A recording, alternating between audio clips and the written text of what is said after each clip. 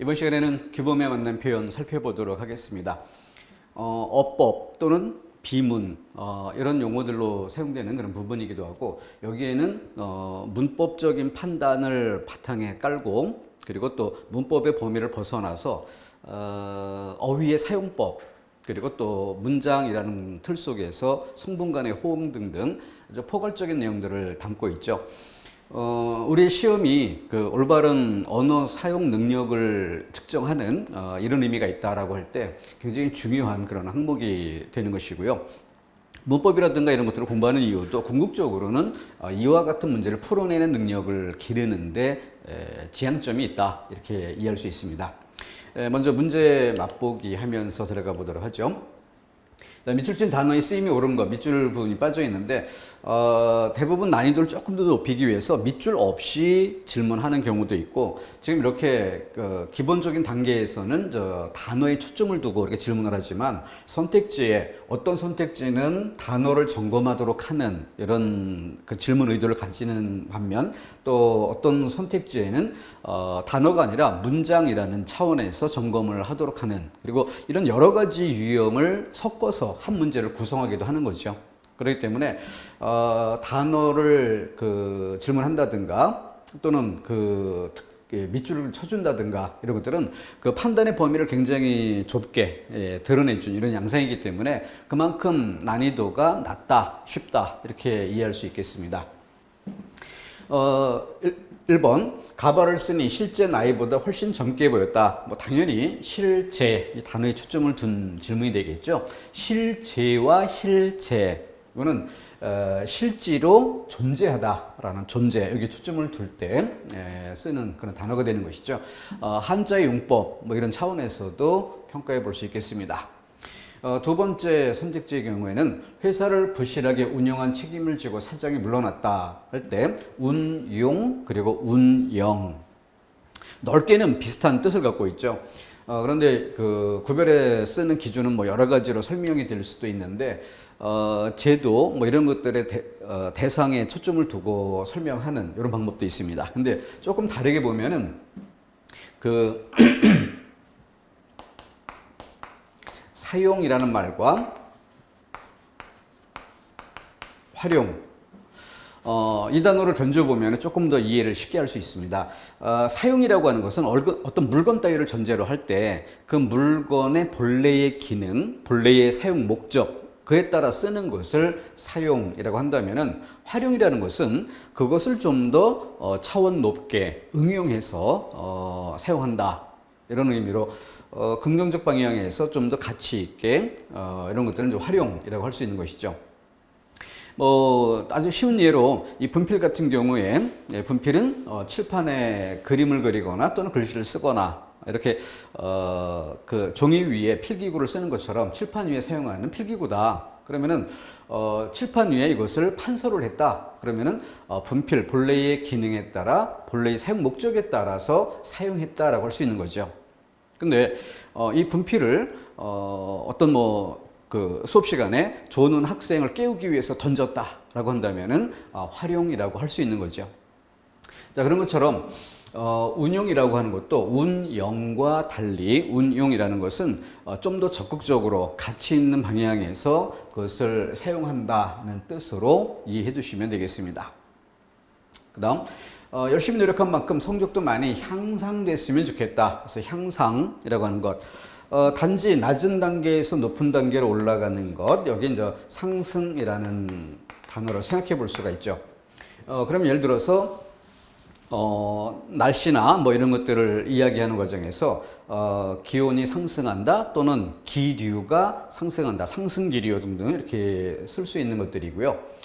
이런 것에 비추어서 향상이라고 하는 것은 좋은 쪽으로 가치 판단이 반영된, 그래서 긍정의 측면에서 나아지다라는 뜻, 이걸 포함할 때 향상이라고 쓰는 것이죠. 그렇기 때문에 주로 성적이 향상되다, 이와 같을 때 쓰는 것으로 적절히 사용한 예가 되겠습니다.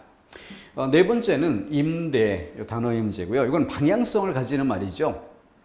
그렇기 때문에 임대와 임차, 그래서 빌려 쓰는 것과 빌려 주는 것, 주고받는 이 방향이 구별돼 쓰이는 표현입니다. 그렇기 때문에 예를 들어 뭐 사무실이라고 한다면 건물주 입장에서는 임대해 주는 것이고, 그리고 그 세를 내고 그 공간을 이용하는 이런 사람들은 임차해서 사용하는 것이죠. 그래서 빌려주다, 빌려받다라는 방향성을 가진다는 점에서 주의토록 해야 되겠습니다. 방향성을 가지는 말이 굉장히 많이 있어요. 뭐 대표적인 예로 접수, 서류 접수라고 하는 것은 받아들이는 쪽에서 쓰는 말이죠. 그렇기 때문에 서류를 주는, 내 서류를 뭐 응시하기 위해서 준다라고 할 때는 서류 제출이 되는 거죠. 그래서 제출과 접수, 이것이 반대되는 그런 방향이 쓰이는데, 친구 간에 이야기하면서, 야, 너 이번에 뭐 그 공무원 시험 그 응시 원서 제출했어? 라고 해야 되는 이런 경우에 응시 원서 접수했어? 라고 하는, 그러니까 그것은 그 예를 들어 어떤 그 책상 위에 접수 창구 이렇게 써 있는, 그러니까 받아들이는 쪽에서 알리기 위해서 쓰는 그런 표현인데, 이것을 제출해야 되는 사람이 그 표현을 보고 방향성을 고려하지 않고 쓰는, 그러니까 너 원서 접수했어? 이렇게 쓰면 실제 그 뜻을 그 바르게 이해한다면 접수 창구에서 뭐 아르바이트 했는가, 접수하는 일을 했는가, 이런 정도의 뜻으로 이해할 수 있게 되죠. 자, 어휘 문제 이렇게 출제된 양상을 하나 문제로 맛보기 했습니다.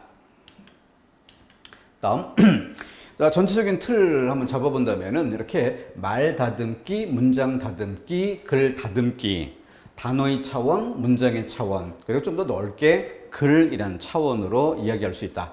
근데 실제 우리 시험에서는 글이라는 차원에서 시험 문제가 출제되기는 쉽지 않죠.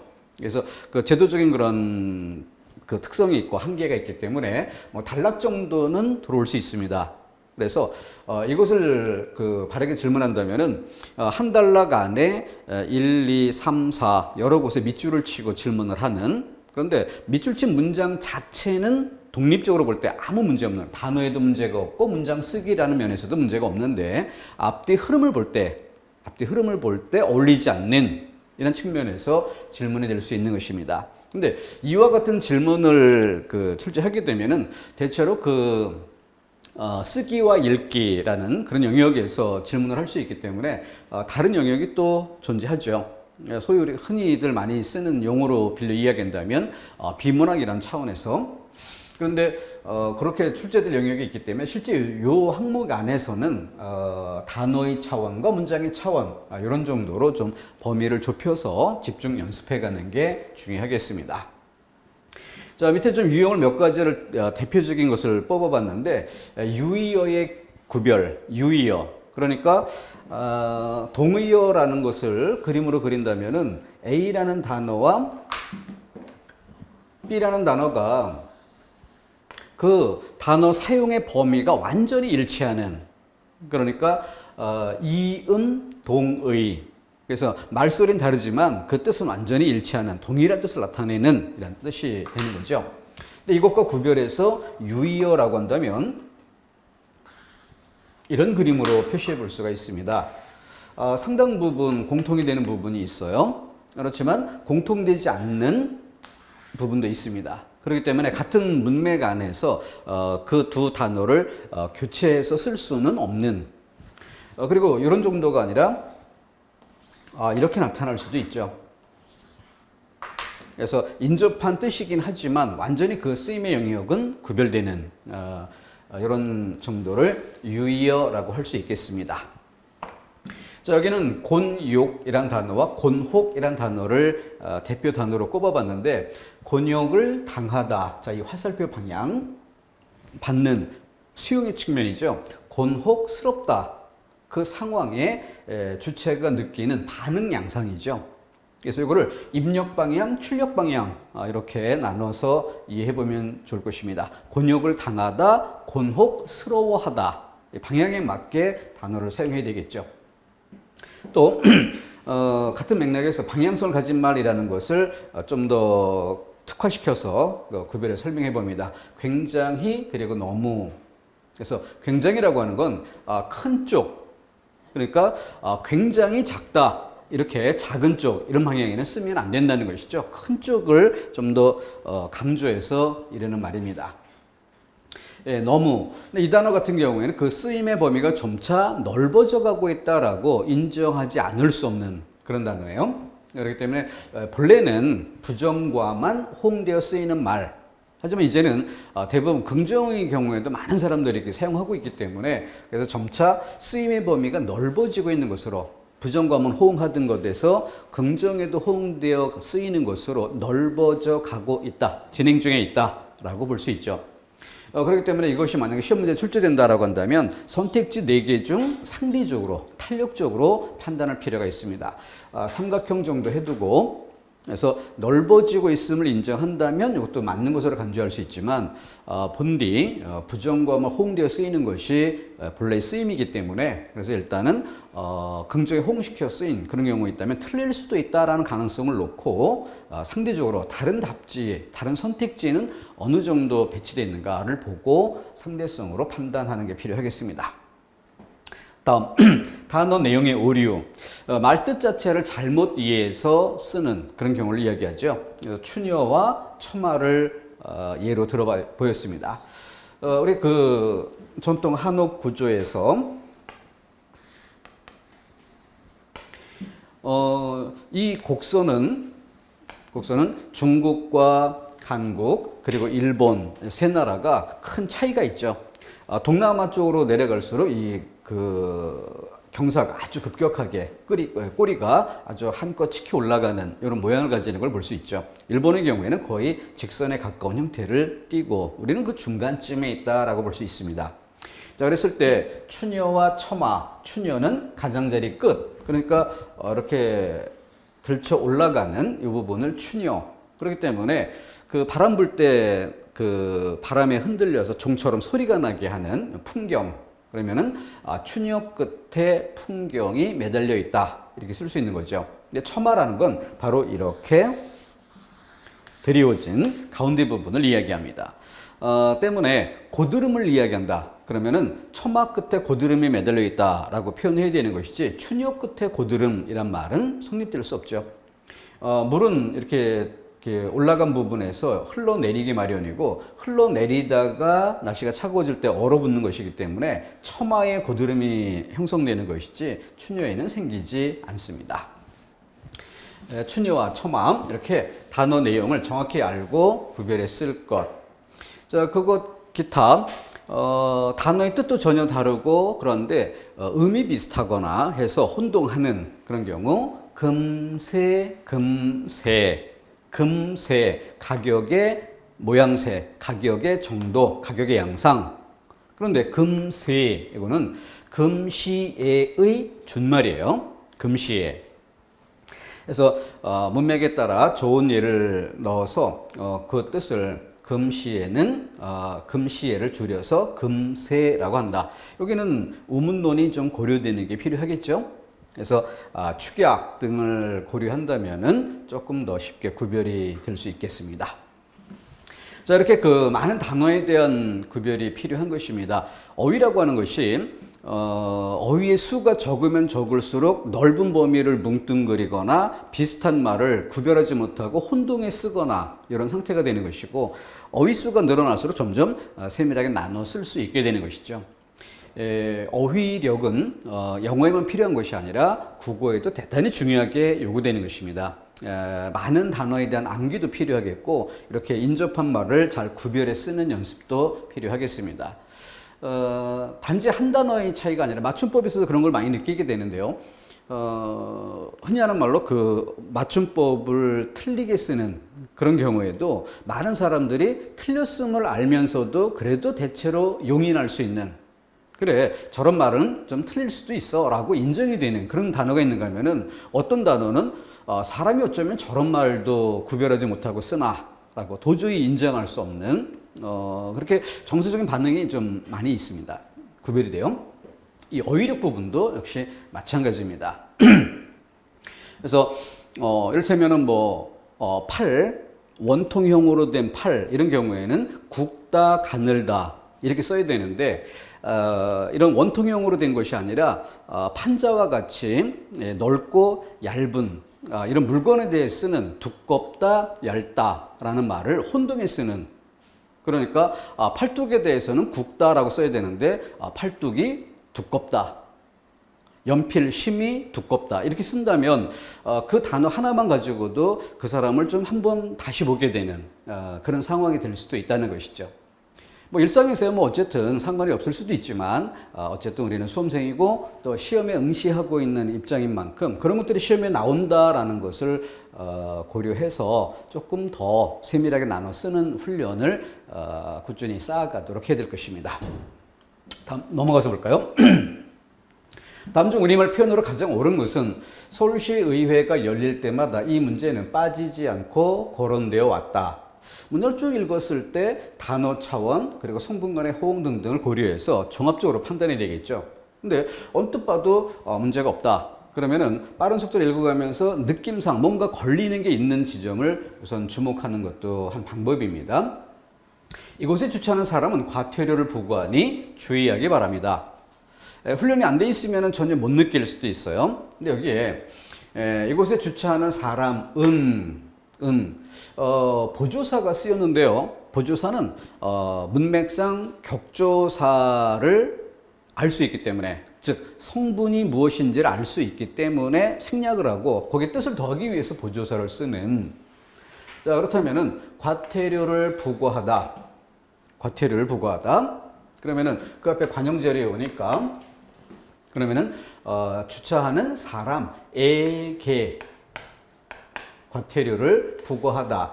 이 서술어와 호응되는 그 성분 이걸 봐야 되는 것이죠. 그런데 에게를 생략하고 보조사만 써놓은. 근데 앞쪽에 다른 성분이 드러나 있지 않아요. 그러니까 앞에서부터 순서대로 쭉 읽어가는 상황에서는 이것을 마치 주어라고 느끼게 되는 그런 데서 조금 매끄럽지 못한 느낌을 줄 수 있게 되는 거죠.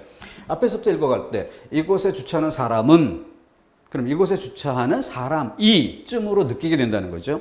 그런 느낌을 가진 상태에서 뒤를 읽어가는데 과태료를 부과하다. 그럼 그 사람이, 주차하는 그 사람이 과태료를 부과한다? 누구에게? 다른 대상이 필요하겠죠. 그러니까 이걸 주어라고 인정한다면은 그 대상이 명확히 드러나지 않았기 때문에 성분을 지나치게 생략했다라고 평가를 해야 될 것이고, 앞에 전체 주어가 생략이 되어 있다면, 그래서 뭐 구청이 주차하는 사람에게라고 한다면 부사어 이어야 하는데 주어라고 혼동할 수 있게 잘못 사용된 이, 이렇게 지적해 볼 수 있겠습니다. 다음 세 번째, 행정당국은 위험지역을 신속하게 재점검하고 긴급 대책을 폐한다. 자, 이와 같은 경우에 행정당국은 그래서 전체 주어가 되죠. 그럼 그에 호응되는 말이 바르게 갖춰져 있는가? 또 재점검하고 이렇게 쉼표가 들어간 이런 양상은 반드시 항상 그 앞부분과 뒷부분에 항상 밑줄을 치고 내용의 면에서 형식의 면에서 이렇게 점검하는 이런 습관이 있어야 되겠습니다. 그리고 그 밑줄 찍은 것 자체 내부에서도 또 단어라든가 등등을 꼼꼼히 살펴볼 필요가 있죠. 신속하게 재점검하다. 점검하는데 그 앞에 재가 붙는다는 것은 다시란 뜻이죠. 그랬을 때 그 말이 신속이라는 말과 호응될 수 있느냐. 그래서 경우에 따라서는 신속이라는 것은 아주 빠른 시간 안에 이루어져야 되는 이런 것들이기 때문에 그 뒤에 재점검 등등 빠르게라는 수식어가 있는 만큼 그것과 어울릴 수 없는, 빠르게는 할 수 없는 그런 것들이 여기 나온다면 호응이 안 되는 경우가 되겠죠. 그런데 점검하는 것이고 이미 점검했는데 또다시 점검할 필요가 있다면 재점검이란 단어도 쓸 수 있는 거고, 재점검을 하되 그것을 빠른 속도로 해야 될 필요가 있으면 그 또한 쓸 수 있는 거죠. 그 다음 긴급 대책을 폐한다. 긴급 대책. 그 자체는 큰 문제는 없죠. 자, 그런데 신속하게 재점검하다. 신속하게 재점검하다. 이 문장의 형식과 긴급 대책을 펴다. 그러면은 목적어 서술어 이런 구조가 되는 거죠. 그랬을 때 그 형식적 짜임이 나란히 놓이는 것으로 어색함을 줄 수 있다. A와 B 이렇게 나란히 놓이는 그런 경우에는 내용상으로도 대등한 수준의 내용이 와야 하고 형식적인 면에서도 비슷한, 똑같진 않더라도 비슷한 형식이 와야 매끄럽게 읽히게 되는 것이죠. 근데 그 형식이 다르게 된다면은 이질감을 주게 됩니다. 특히 수험생들 입장에서는 내용의 측면에서 점검하는 것은 놓치지 않고 거의 다 잘 하는 편이에요. 한국인이기 때문에 우리말의 쓰임에서 내용상으로 오는 어색함은 바로바로 잡아낼 수 있다는 거죠. 그런데 형식적 짜임이 같은가, 잘 배치되어 있는가라는 것의 문제는 훈련돼야만 잡을 수 있는 것이지 느낌만으로 그렇게 쉽게 잡을 수 있는 게 아닌 부분이죠. 그래서 대체로 이쪽 어법과 비문 이 영역에서 가장 난이도 높게 출제될 때 그때 바로 형식적 짜임으로 질문을 하는 이런 양상이 가장 많이 사용되고 있습니다. 그래서 이 부분이 앞부분과 뒷부분의 형식적 짜임이 유사하지 못해서 어색한 느낌을 준다라는 것을 가장 주된 문제점으로 지적해 볼 수 있습니다. 근데 경우에 따라서 이런 부분은 포인트를 잘못 잡아서 이 형식적 짜임의 문제점을 지적하지 못하게 된다면 신속하다라는 부분과 재점검하다라는 부분이 논리적으로 어울리지 않는다. 이렇게 잘못 판단할 수 있어요. 여기 지금 위험지역이에요. 위험지역. 그러면 점검했어도 또다시 점검할 필요가 있죠. 점검했어도 재점검할 필요가 있을 수 있죠. 근데 그 재점검이 위험하니까 되도록이면은 다른 급하지 않은 일은 미뤄두고라도 이 일은 빠르게 이렇게 처리할 필요가 있죠. 그럼 그것은 신속하게 할 필요도 있는 거예요. 이거 자체를 재점검하는 것은 뭐 꼼꼼하고 세밀하게 이루어져야 되는데 그거는 신속하게 하면 어울리지 않는다. 그거는 상황에 따라 그런 경우도 있겠지만 지금 위험지역이라는 상황에 놓고 본다면은 그렇게 해야 될 필요도 있는 것입니다. 이 부분을 문제점으로 지적하는 건 옳지 않습니다. 그래서 신속하게 재점검하다라는 부서와 소수로의 이 구조와 뒤에 긴급 대책을 펴다, 대책을 목적어 소수로, 부사어 소수로, 목적어 소수로 구조가 일치하지 않는다는 거죠. 여기서 오는 어색함이 가장 큰 문제점이다. 다음 네 번째, 각 지역에 설치된 은행은 혈관이고 중앙은행은 마치 심장구시를 한다. 자, 그러면은 각 지역에 설치된 은행, 그러니까 이 부분은 지역은행이란 말로 좀 줄여봅시다. 그럼 지역은행은, 중앙은행은 이렇게 대비가 되겠죠. 여기도 방금 전에 이야기했던 것처럼 그렇게 지역은행, 중앙은행 이렇게 정리해 준다면 구조적인 면에서 형식적 짜임 면에서 나란하다라고 볼 수 있을 거예요. 근데 여기는 풀어쓰기로 가고 여기는 단어만 핵심 단어만 제시하고 있기 때문에 그 형식적 짜임이 일치하지 않습니다. 그다음 혈관이다. 이건 비유적인 표현이죠. 그러면은 그 역시 혈관 그리고 중앙은행은 심장 이렇게 비유가 적절했는가? 같은 패턴의 비유로 나란히 놓았는가? 그 부분이 인정된다면 그럼 결국 그걸 배치하는 짜임은 어떠한가? 무엇은 무엇이고 무엇은 무엇이다. 해서 이 은행이라는 단어를 놓고 볼 때 지역은행은 혈관이고 지역은행이 혈관이라면 중앙은행은 심장이다. 이런 구조가 되죠. 그래서 이 부분도 역시 3번 선택지와 마찬가지로 형식적 짜임이 비슷해야 되는데 그렇지 못했기 때문에 여기는 은행이라는 앞부분을 풀어쓰기로 가고 뒤는 은행을 모아쓰기로 갔죠. 근데 뒷부분은 은행은 혈관이다라고 비유어를 딱 단어로 직접 제시를 했는데 여기는 마치 이런 수식어가 들어간다든가 구시를 한다라는 설명이 들어간다든가 이렇게 해서 위의 것과 일치한 구조가 못 됩니다. 아주 간단하게 줄여서 지역은행이 혈관이라면 중앙은행은 심장이다. 이렇게 정리해야 빠르게 읽히고 매끄러운 느낌을 주고 빠르게 읽은 만큼 바로 머릿속에 그 뜻, 내용이 정리되는 거죠. 그게 직독직해입니다. 아주 중요한 부분이고요. 수험생들이 많이 놓칠 수 있는 가능성이 큰 그런 항목입니다. 잘 챙겨주기를 당부드리고요. 자, 이것을 유형면에서 그래서 우리가 여기는 그 이론적인 그 내용 면에서 하나하나 많은 걸 다 설명하기에는 시간이 조금 비효율적인 면이 있어요. 여러분들이 많이 연습을 해줘야 되는 그런 항목입니다. 대신 강조드릴 부분은 이렇게 제목, 유형을 풍부하게 알아두는 게 중요하다. 이 유형 자체를 풍성하게 알고 있으면 읽어가면서도 이 정도 느낌이면 내가 알고 있는 그 제목들, 그 제목의 유형 중 몇 번 유형을 적용할 만하다라는 게 바로바로 떠오르고, 그랬을 때 그 제목이 있는 만큼 내용에 대한 판단도 짧은 시간 안에 이루어집니다.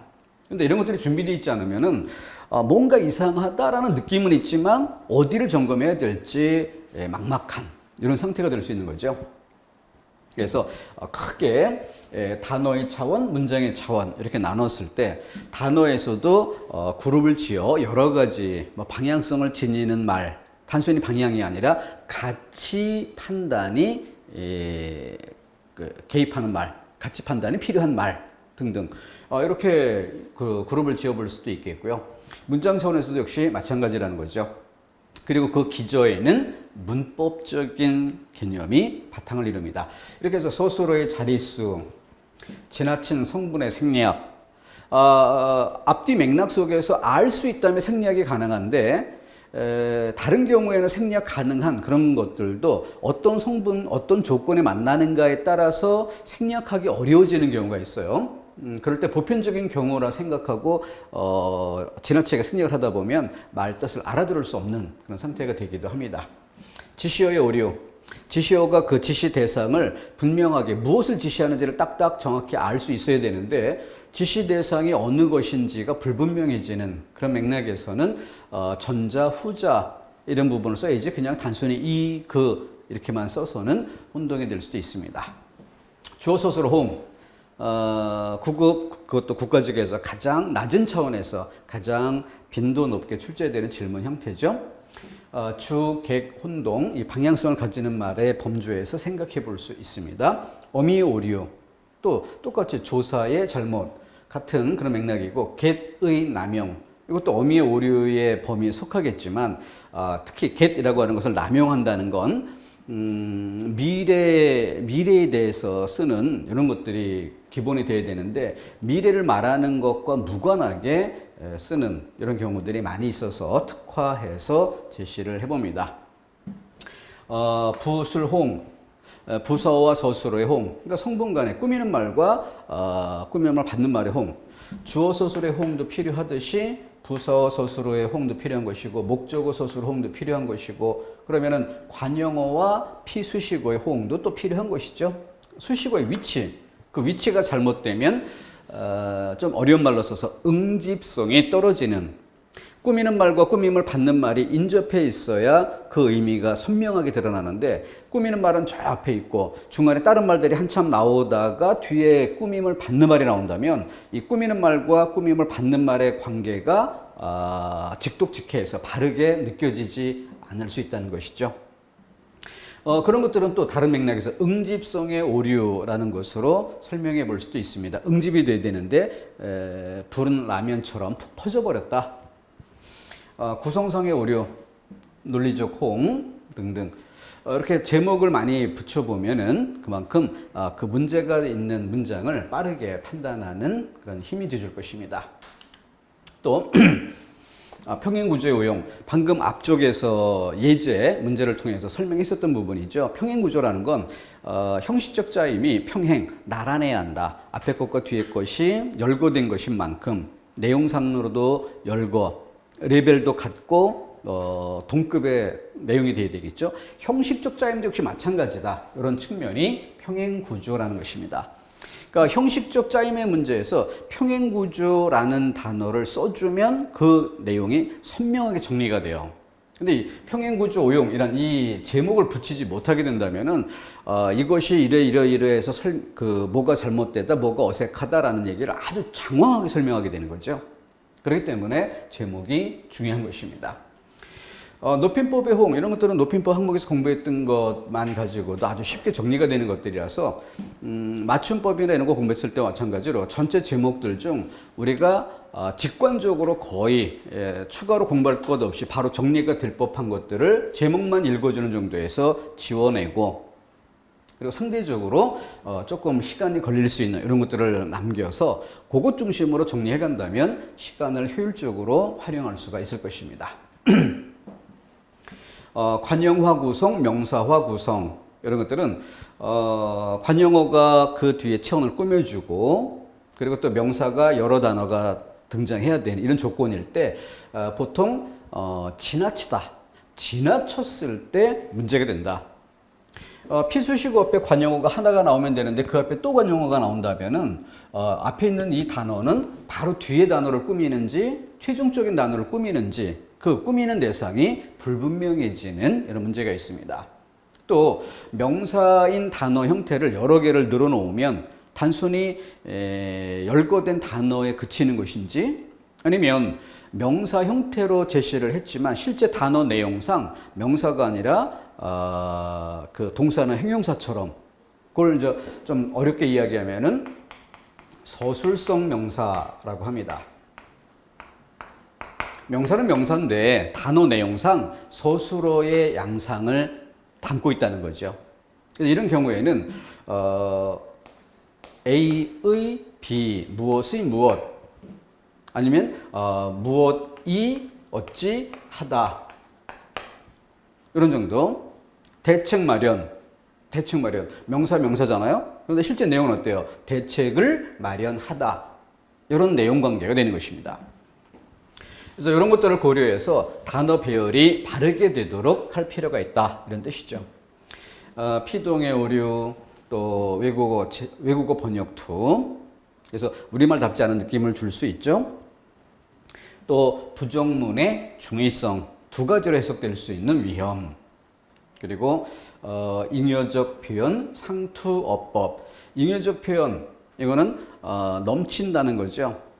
그래서 꾸미는 말이 하나면 되는데 또 한 번 중복되게 꾸민다든가 이런 것들이 문제고, 상투어법이라는 것은 그 비유나 이런 것들은 참신한 느낌을 줄 수 있어야 되는데 참신성도 없는데 그 수사법 같은 이런 표현들을 습관적으로 사용하는 이런 것들은 듣는 이에게 조금 좋은 느낌을 주기는 어려운. 그러니까 보통 뭐뭐인 척한다 뭐 이런 느낌 이런 걸 줄 수 있기 때문에 좋은 표현이라 보기 어렵습니다.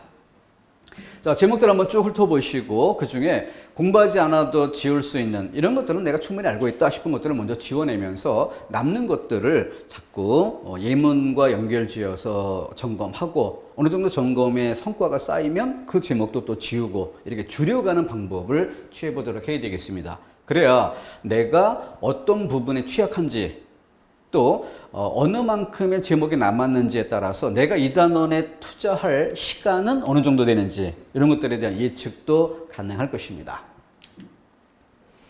자, 다음 중 더 쉽고 자연스러운 표현으로 바꾼 예라고 볼 수 없는 것. 그러니까 잘못된 문장이 있고 그리고 바꾼 것이 좀 더 좋은 문장이 돼야 되는 거죠. 그런 맥락에서 그렇지 못한 것을 찾아내는 문제입니다. 일정한 기간 동안 취업이 정지된 자가, 일정한 기간 동안 취업이 정지된 자가, 일정 기간 취업이 정지된 자가. 뭐의 문제입니까? 이렇게 나란히 바꿔준 게 있기 때문에 기간 동안 취업이, 기간 취업이 동안을 뺀 거죠. 이유는 기간이라는 것과 동안이라는 것이 의미상 같은 말이기 때문에 중복된 표현을 줄여서 간결하게 바꿨다 이렇게 평가할 수 있겠죠. 혼인관계의 종료한 때로부터 6개월 내에는 혼인관계가 끝난 때부터. 종료라는 말을 끝난 말 뜻이 그 한자어를 쓰면서 의미가 아주 선명한 경우가 있죠. 왜냐하면 보통 고유어는 어휘수가 적기 때문에 고유어는 보통 나타내는 범위가 넓은 경우가 많습니다. 그런데 그 범위 안에서 한자어는 좀 더 세밀하게 이런 것들을 구별해주는 이런 경우가 많이 있어요. 그럴 땐 한자어를 써줄 이유가 있는 겁니다. 근데 그런 효과가 없음에도 불구하고 상투적으로 한자어를 사용하는 것은 좋은 느낌을 주기 어렵다는 거죠. 그런 면에서 바꾸는 것이고, 또 혼인관계의 종료 이렇게 관용격 조사를 붙이는 관용어와 피수식어를 꾸미는 이런 형태로 그 단어 관계가 나열되어 있는데, 혼인 관계가 끝난이라고 해서 주어 서술어 이런 형태로 배치됨으로써 오히려 의미가 선명해졌다 이렇게 평가할 수 있습니다. 감가상각을 필요로 하는 감가상각이 필요한 바로 요 성분간의 호응 문제 이것을 좀 더 부드럽게 우리말답게 고쳐준 예가 되죠. 적립금이 부족할 때에는 정부가 일반 회계에서 이를 보전할 수 있다. 적립금의 부족이 있는 때에는 2번이나 3번에서 보여줬던 것을 거꾸로 배치한 모습이죠.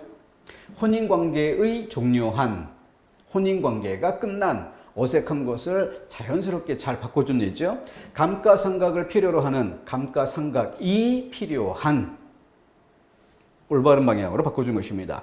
4번의 경우는 거꾸로 적립금의 부족이 있는 때라는 어색한 표현을 적립금이 부족할 때 이렇게 바꿔주는 것이 오히려 더 좋은 문장이라 할 수 있겠죠. 그 방향을 거꾸로 배치한 그런 이해였습니다. 자, 잘못된 문장을 바르게 고쳐 쓰는 과정. 아주 좋은 예문 하나를 잡아서 하나의 예문이 한 번 고친다고 해서 바로 문제가 해결되는 것만은 아닌 거죠. 아직 부족한 점이 남아있다면 고친 것도 한 번 더 고치는 이런 자세가 필요한 것입니다. 자, 첫 번째, 운전기사와 잡담을 하거나 과속을 금지한다. 자, 교과서에 있었던 예문을 뽑아봤습니다. 자, 이것의 문제점은 형식상 평행구조의 오용 이렇게 문제점을 지적했어요. 자, 쉼표를 기준으로 잡담을 하거나 과속을 금지하다. 언뜻 보면 그럴듯해 보이죠? 근데 앞에 운전기사와 라는 게 전제되어 있어요. 그러면은 운전기사와 잡담을 하다. 그러면 뒤에도 운전기사와 과속을 금지한다. 이렇게 되는가? 그래서 그 짜임새가 언뜻 보면 목적어 서술어 이 부분만 보면은 그럴듯해 보이지만 그 앞에 단어와 전체적인 구조를 보면은 짜임새가 같은 게 아니었다를 알 수 있습니다. 그래서 바꿔주는 거예요. 운전기사와 잡담을 하거나 과속하는 것을 금지한다. 그래서 운전기사와 잡담을 하다, 과속을 하다, 그것을 금지한다. 이런 구조가 돼야 호응이 되는 것이다. 맨 끝에 서술어에 밑줄 치고 그 앞에 과속을 그리고 하다에 기대어 잡담을 그러면 잡담을 하다, 과속을 하다 두 개가 나란히 놓아야 금지하다라는 말이 그 두 가지 전체를 금지한다라고 최종 서술할 수 있는 거죠. 근데 지금 이 문장은 과속을 금지한다, 금지하다가 과속을 서술하는 요거는 맞는데 잡담을 하다 그 자체로 말이 되지만 잡담을 하다라는 이 덩어리를 놓고 보면 그래서 어쨌다는가 이 부분이 설명이 안 되는 거죠. 그렇기 때문에 잡담을 하는 것 이걸 한 덩어리로 해서 그것을 금지한다면 그럼 그 앞에 과속이라는 것도 금지의 대상인 만큼 똑같이 금지하다라는 최종적인 서술어가 서술해주는 이 두 덩어리가 형식상 나라는 구조가 돼야 된다. 목적어 서술어, 그럼 여기도 목적어 서술어. 그 부분을 고쳐준 것입니다.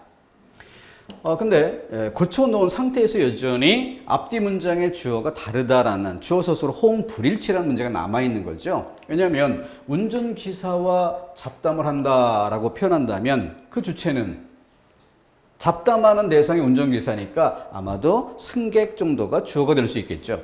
근데 뒤에 과속을 하다 승객이 과속할 수는 없죠. 과속은 운전기사가 할 수 있을 겁니다. 그렇기 때문에 앞뒤 주어가 불일치하는 것을 일치될 수 있게 고쳐주는 거예요. 그래서 승객이 운전기사와 잡담을 하거나 기사가 주어가 다르니까 과속하는 것을 금지한다. 이렇게 생략할 수 없다. 앞뒤 주어가 다르기 때문에 생략할 수 없다. 그래서 드러낸 상태입니다. 근데 호응되지 않아서 생략할 수 없고 그래서 다 드러냈는데 드러내고 보니까 그 다음 문제점이 내용상 부당한 병렬이다. 왜냐하면 만약 이렇게 써야 된다면 이건 두 문장으로 분리해야지 한 문장에 쓸 일이 아니라는 거죠. 내용이 이질적이니까. 그래서 한 문장에 담을 수 있을 만큼 바로 문장의 주어가 기사인 쪽으로 통일을 합니다. 그래서 승객이 운전기사 잡담을 하다 이 부분을 바꿔서 기사가 승객과 잡담을 하거나 그럼 뒷부분에도 기사가 과속하는 것을 금지한다. 그러니까 앞에도 기사, 뒤에도 기사 이런 쪽으로 통일되죠. 통일시키면 반복된 주어는 생략할 수 있죠. 그래서 기사가 승객과 잡담을 하거나 과속하는 것을 금지한다.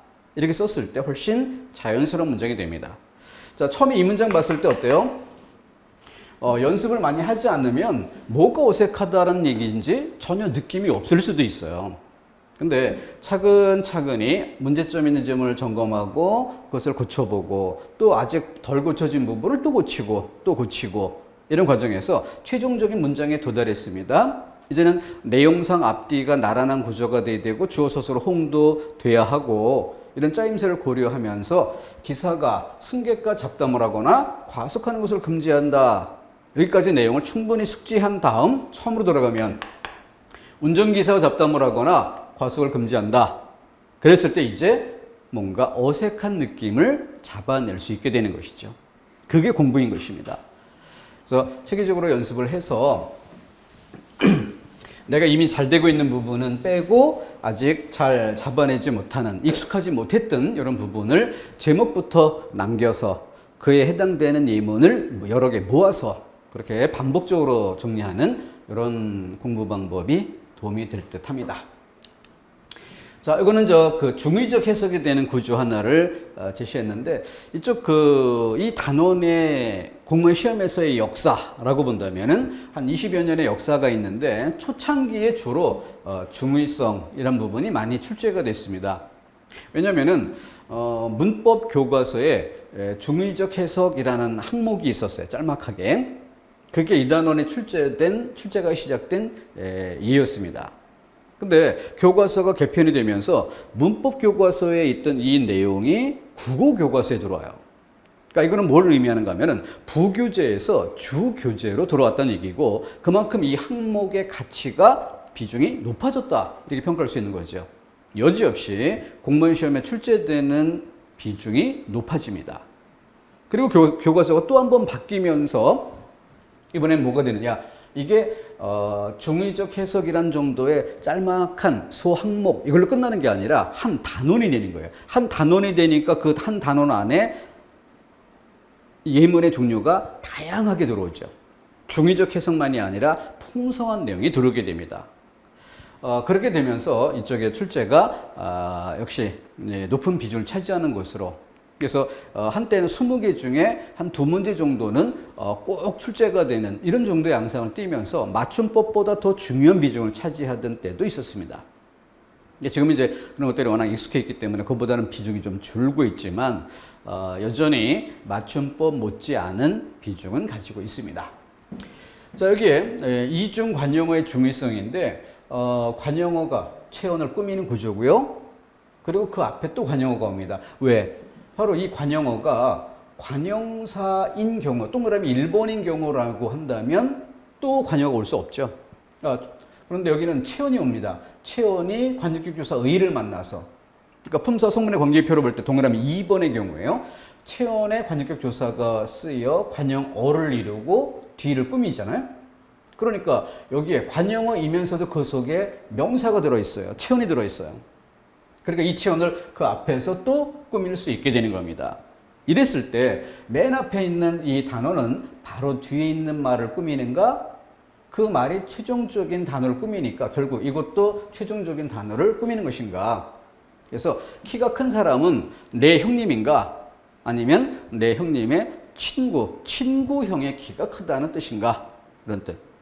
그러니까 이런 것들이 교과서 예문이라고 한다면 시험 문제에서는 아름다운 고향의 하늘 이렇게 해서 아름다운 것이 고향을 말하는 건지 아니면 하늘을 말하는 것인지 이런 것들이 불분명해진다라는 것이죠. 같은 패턴으로 다양한 예문들이 있는데 예문은 아주 많이 모을 필요가 없습니다. 한 2-3개 정도만 모아도 그 패턴을 익힐 수 있고 같은 패턴이 나올 때 항상 직관적으로 잡아낼 수 있는 부분입니다.